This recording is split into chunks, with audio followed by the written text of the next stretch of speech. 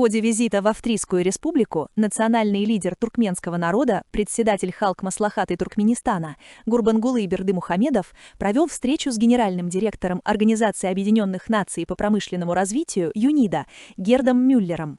Стороны обсудили развитие сотрудничества и участие Туркменистана в проектах ЮНИДО.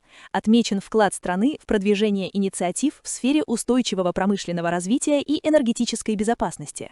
Герой Аркадак подчеркнул значимость взаимодействия с ЮНИДО. В этом контексте отмечено, что 29 июня 2023 года город Аркадак получил благодарственный сертификат ЮНИДО за внедрение цифровых технологий и развитие умного города. Обсуждены перспективы сотрудничества в промышленности. В числе приоритетов развитие ковровой отрасли, расширение экспорта текстильной продукции, а также участие ЮНИДО в реализации второго этапа застройки города Аркадак.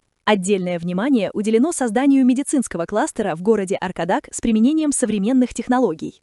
Стороны рассмотрели вопросы климатической повестки.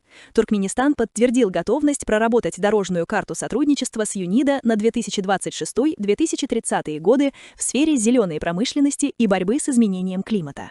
Обсуждены региональные инициативы Туркменистана, включая создание Центра по борьбе с опустыниванием в Центральной Азии, развитие механизмов управления трансграничными водными ресурсами, а также продвижение экологических проектов по Каспийскому морю.